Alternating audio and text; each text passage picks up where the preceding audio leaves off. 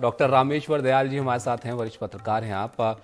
Doctor Rameshwar ji, आपसे यहाँ पर समझना चाहेंगे 250 सीटें एमसीडी की, जिसमें आम आदमी पार्टी को यहाँ पर 134 मिली और बीजेपी को 104 सीटें मिली, लेकिन उसके बाद भी ये सवाल यहाँ पर कैसे यहाँ पर खड़ा हुआ? देखिए, सवाल जो है ना वो ये है कि एमसीडी में जो नॉमिनेशन होता है ना, और नॉमिनेशन जिनका होता है उनको वोटिंग का अधिकार है या नहीं मेयर के चुनाव में।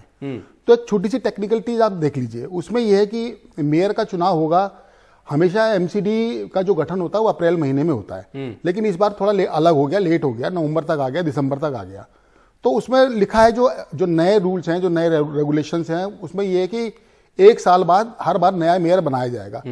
अगर जो टेक्निकलिटीज में यह है कि अगर सरकार चाहे, प्रशासक हैं, उपराज्यपाल, एडमिनिस्ट्रेटर, अभी तक उनके पास वो पावरफुल है, अगर वो चाहें तो आज मेयर का चुनाव करवा दें, या वो रोक के सिर्फ मेंबर्स बनाने के बाद फिर अप्रैल के अंदर चुनाव करवाएंगे। ये टेक्निकलिटीज है, लेकिन लगता है कि चुनाव जल्दी होंगे। अब ये मसला आया कहां से?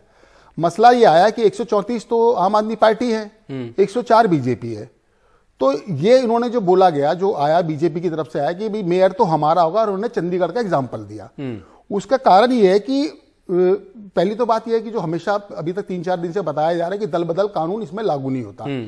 अगर कोई भी पार्षद बीजेपी से चुना जाता है और कल वो आम आदमी पार्टी में चला गया, तो एज पर रिकॉर्ड एमसीडी का जो प्रशासन है उसके अंदर रिकॉर्ड वो बीजेपी का माना जाएगा। 2 महीने बाद, 1 महीने बाद वो कांग्रेस में चला जाएगा तो भी वो बीजेपी का माना जाएगा। उसके बाद वो निर्दलीय हो जाएगा तो भी वो बीजेपी का माना जाएगा। रिकॉर्ड के अंदर ना तो उसके खिलाफ कोई एक्शन होगा, ना उसकी कोई सदस्यता जाएगी। तो इसलिए ये खुला खेल हो गया। तो ऐसा कभी हुआ इससे पहले? इससे पहले हमेशा होता रहा है। स्टैंडिंग कमेटी के अंदर और सदस्यों के अंदर, वार्ड कमेटीज के अंदर चुपचाप से गुपचुप कैसे होता रहा है, बदलाव होता रहा है, क्योंकि सीक्रेट वोटिंग होती है और किसी ने वोट डाल दिया पता नहीं चलता। पार्टी तो आपको निकाल सकती है अपने दल से, लेकिन वो पार्षद ही बना रहेगा, उसका कुछ नहीं बिगड़ेगा। तो अब हुआ ये कि 134 है, सीधी सी बात है, 134 है, 125 प्लस है, तो मेयर आपका होगा। तो अचानक ये हवा कैसे उड़ी कि मेयर तो बीजेपी भी कभी बन सकता है?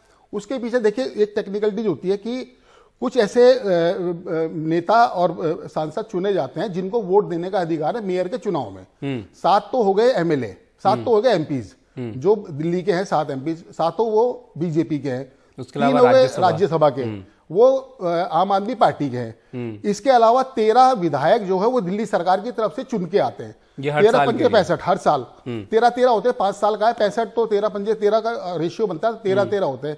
इनका जो चयन है, इनको नॉमिनेट करता है दिल्ली विधानसभा का स्पीकर। इनको वोट देने का अधिकार है, और सीधी सी बात है इसमें मैक्सिमम जो है आम आदमी पार्टी के होंगे, उनको वो अपने मेयर को ही वोट देंगे जिसको मेयर बनना है। अब फिर भी सारा मामला तो आम आदमी के फेवर में जा रहा है, तो ये फिर कैसे बीजेपी आ गया? ऐसा होता है कि एल्डरमैन एक टेक्निकल शब्द है। एल्डरमैन ये होता है कि जो विशेषज्ञ लोग होते हैं दिल्ली में, जो विशेषज्ञ हैं, जिनको एमसीडी की समझ है, इनको कूड़े की समझ है, जिनको पर्यावरण की समझ है, इनको एजुकेशन की समझ, उनको जो है नॉमिनेट किया जाता है। तो जब 2012 से पहले जब एक ही नगर निगम थी तो वो 10 चुने जाते थे। जब उसके बाद 2012 के बाद ट्राइफर्केशन हो गया, 3 हो गए। और इस बार तय नहीं है अभी तो वो 30 हो गए, 10, 20, 30। अब माना ये जा रहा है कि जब दोबारा से एकीकरण हो गया, दोबारा से यूनिफाइड हो गई, तो फिर वो वापस 10 हो जाएंगे। लेकिन ये वोट नहीं दे सकते हैं, ये इनको वोट देने की पावर नहीं है। लेकिन पहले इनको पावर नहीं थी, लेकिन अब केंद्र सरकार या उपराज्यपाल क्या करते हैं, ये अभी रहस्य के गर्भ में। अगर नोटिफिकेशन जारी हो जाता है, जब इस पर साफ होगी स्थिति, ये भी होगा। लेकिन रामेश्वर जी, एक संक्षिप्त में जल्दी से आपसे जानना चाहूंगा, तो अगर अप्रैल से अप्रैल तक का जो है कार्यकाल मेयर का होता है, तो अब दिसंबर से दिसंबर होगा या फिर दिसंबर से अप्रैल के लिए एक मेयर बने? ये उपराज्यपाल के ऊपर डिपेंड है। वो जो चाहेंगे कि भी आज से और 1 साल तक होगा तो माना जाएगा। अगर वो उसको पोस्टपोन करते कि नहीं, सिर्फ हम इनको शपथ दिलाए थे, पार्षदों को सिर्फ हम शपथ दिलाए थे और मेयर का चुनाव अप्रैल में होगा, फिर उसके बाद वो फिर 1 साल तक होगा। लेकिन ये सब कुछ उपराज्यपाल के पास है, ये पावर सब कुछ उपराज्यपाल के पास है। चलिए, बहुत शुक्रिया डॉक्टर रामेश्वर दयाल जी आपका। बहुत अच्छे से आपने यहाँ पर जो चीजें हैं, जो सवाल थे लोगों के जहन में भी होंगे, उसको लेकर यहाँ पर साफ की सारी चीजें। बहुत शुक्रिया आपका।